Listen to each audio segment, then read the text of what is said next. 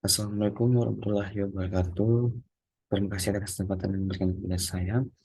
Pertama-tama, perkenalkan nama saya Nurul Haq dengan NIM 2002044501011 dari Pendidikan Teknik Elektro Angkatan 2020. Di sini saya akan menjelaskan materi tentang representasi saluran transmisi, hubungan-hubungan arus dan tegangan.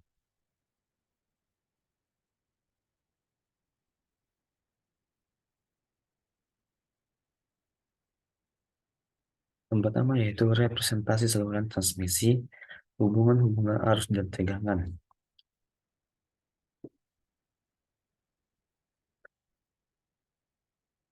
Yang pertama yaitu representasi saluran. Untuk mempresentasikan suatu saluran transmisi ke dalam bentuk rangkaian, simulasinya tergantung kepada panjang dan saluran transmisi tersebut. Menurut panjangnya, saluran transmisi dapat diulangkan menjadi tiga, yaitu yang pertama, saluran transmisi pendek, yang kedua yaitu saluran transmisi menengah, dan yang ketiga yaitu saluran transmisi panjang. Resistansi dan induktansi dinyatakan sebagai impedansi seri, sedangkan kapasitansi dan konduktansi dinyatakan sebagai admitasi admitasi shunt, sehingga rangkaian ekuivalen saluran transmisi tenaga listrik yang sesungguhnya dapat digambarkan seperti dalam gambar yang ada di layar seperti berikut, yaitu di mana L yaitu induktansi saluran persatuan panjang, R yaitu tahanan persatuan panjang, C yaitu kapasitansi saluran terhadap meteran persatuan panjang, dan G yaitu konduktansi. Selanjutnya yaitu saluran transmisi pendek.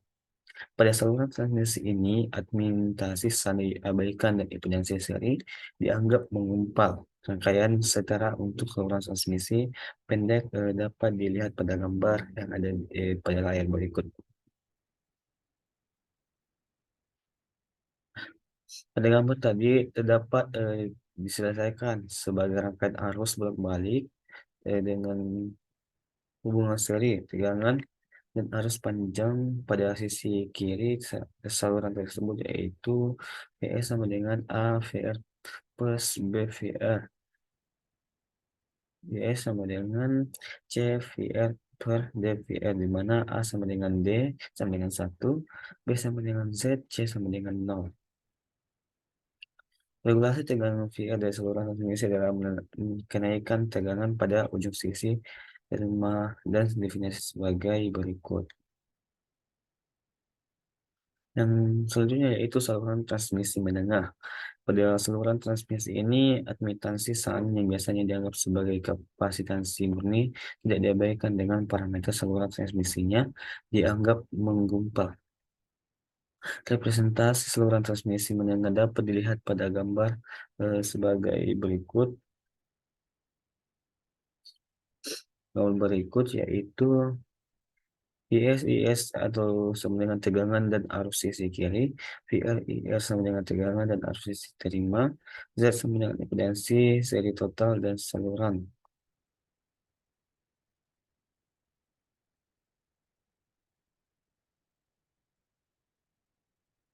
Berikut adalah konstanta A dapat berguna untuk menghitung pengaturan tegangan VR sebagai berikut. Selanjutnya yaitu saluran transmisi panjang. Pada saluran transmisi panjang, parameter-parameter saluran transmisi didistribusikan secara merata sepanjang saluran sebagaimana saluran transmisi yang sebenarnya. Hal ini dilakukan jika diperlukan perhitungan dengan tingkat ketelitian yang tinggi. Namun kadang-kadang sampai panjang 200 mil, parameter-parameter tersebut memiliki yang masih dianggap sebagai menggumpal.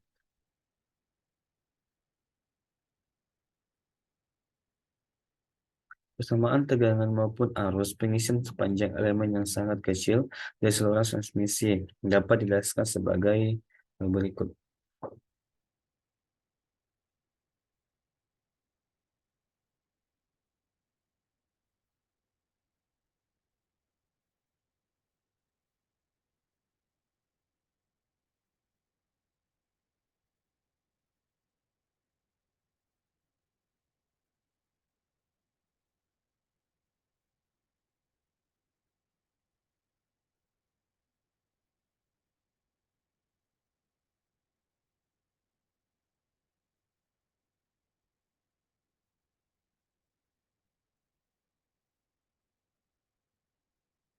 Dengan menurunkan persamaan 9 terhadap S, kemudian arus dan tegangan dijelaskan secara terpisah, maka diperoleh persamaan sebagai berikut.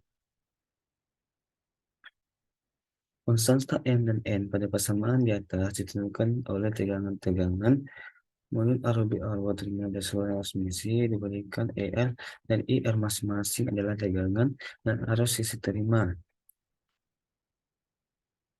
S dan IS masing-masing adalah tegangan dan arus sisi kiri.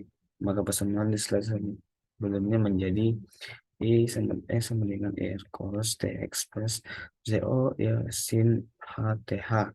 I sama dengan IR cos TH plus IR plus ZO sin TH. Jika titiknya dari ujung sisi kiri persamaan slide 15 dan 16 tadi, maka menjadi E sama dengan EB cos A TY dikurang Z Z0 IS sin T sin H TY. I sama dengan IA cos TY dikurang EA per Z0 sin H plus Y, di mana Y sama dengan panjang saluran kurang X. Berikut ini adalah contoh soal. Selanjutnya yaitu kapasitas antar arus dan corona. Penampai Penaikan temperatur kawat sangat penting. Penaikan temperatur yang berlebihan mempengaruhi mendongak sel atau kekuatan tarik dari kawat. Harga temperatur yang diizinkan untuk kawat biasanya 50 derajat Celcius. Current carrying capacity, yaitu kapasiti antar arus, adalah besaran arus yang diantarkan dibatasi sesuai kemampuan kawat menerima panas. Energi panas yang timbul adalah I kuadrat kali R.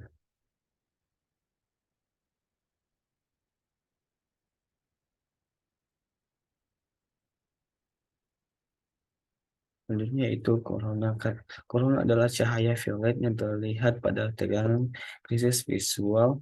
Tegangan krisis visual TV merupakan tegangan pada arus bolak-balik pada suatu kawat di tegangannya dinaikkan terus-menerus sehingga mencapai suatu harga. Pada corona terdapat rugi-rugi corona. Rugi-rugi corona akan bertambah cepat oleh kabut dan hujan. Besar rugi-rugi corona adalah P ekor K V dikurang V0 kuadrat, di mana fenol yaitu tegangan rilis di mana terjadi fenol. Pada saluran HVS high voltage, gejala corona harus diperhatikan karena di atas 100 kV gejala corona mulai serius karena tegangan tidak saat mulai terjadi corona sebagai berikut.